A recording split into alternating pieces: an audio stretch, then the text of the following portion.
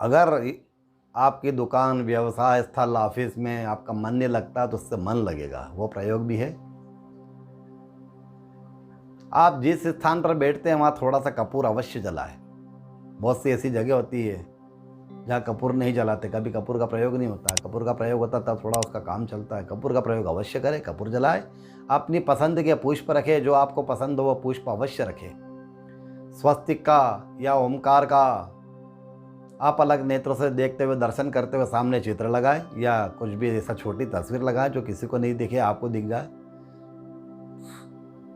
अपने पीछे दीवार पर कुछ ऐसा अच्छा चित्र लगाएं, अपने गुरु का, किसी इष्ट का, किसी देवता का, जो हमारे कोई गुरु हो, हमारे आदर्श हो, या कोई प्राकृतिक सौंदर्य हो, यथा योग्य किसी स्थान पर कोई महापुरुष हो, कोई आत्मज्ञानी हो, उन देवी देवताओं के या कुल देवताओं के चित्र लगाएं। इससे आपका मन लगेगा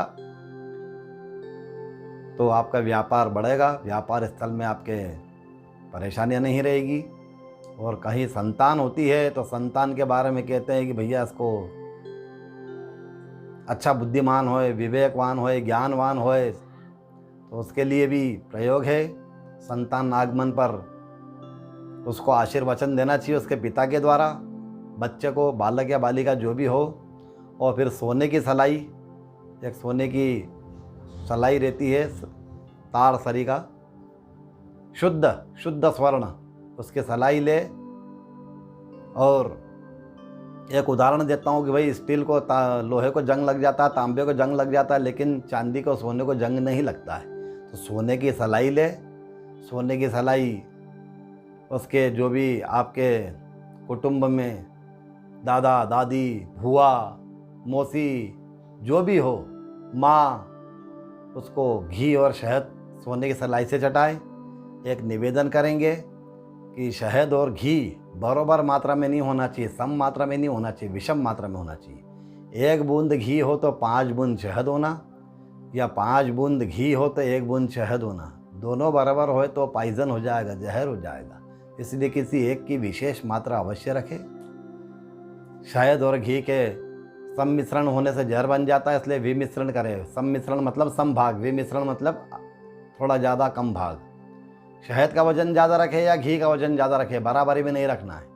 और बालक की जीभ में सोने की सलाई से हो सके तो सोने की सलाई, नहीं हो सके तो चांदी पे सोने का पानी चढ़ा ले, पर सोने की सलाई से लिखना चाहिए। बालक या बालिका जो भी है उसके जीभ पर ओम लिख दे। शहद और जो घी मिला हुआ है उससे ओम लिख दे।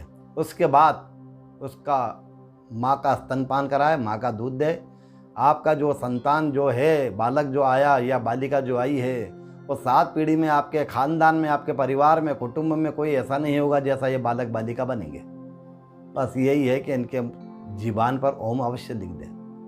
कहीं कहीं बिटियाओं की, बेटियों के, बहनों के विवाह में विलम्ब होता है, परिवार में कोई समस्या आती है, जिनके घर में बहन बेटे का विवाह नहीं होता, मांगलिक कार्य नहीं होता है, परिवार में कोई समस्या होती है, ऐसी बहनों के लिए स्कंद पुराण में एक मंत्र बताया गया है। स्कंद पुराण में इसका उल्लेख है। आप अपनी कुल देवी की अवश्य जाएं। आपकी जो भी कुल देवी हो, हर समाज की कुल देवी होती है, अपनी कुल देवी के जाए, अवश्य जाए। वहाँ जा करके प्रदक्षिणा करें उनकी। आप प्रदक्षिणा मतलब परिक्रमा करें। कुल देवी को जो भी आपका अभिषेक होता है, जिस प्रकार से जो भी आप पूजन करते हैं वो अवश्य करें।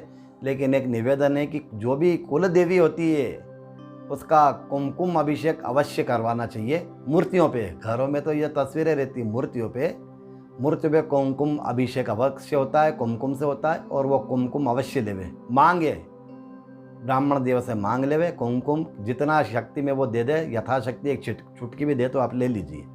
वो कुमकुम अभिषेक के बाद में अवश्य ले। कुमकुम अगर नहीं मिलता है, एक उपाय बता रहा हूँ, कुमकुम वैसे मिल जाता, पर कभी कभी कोई परेशानी आती है, या मंदिर बंद हो, या कोई परेशानी मंगल हो, या कोई किसी प्रकार की कोई परेशानी आ जाए, तो वहाँ की भस्मी भी ले सकते हैं। भस्मी भी कार्य करती है। वहाँ की मिट्टी, वहाँ की भस्मी, वहाँ की ज़मीन का प्रताप इतना रहता है कि वो ले करके और उत्तर दिशा की तरफ मुख करे, उत्तर दिशा की मुख करके उसको तिलक कर ले।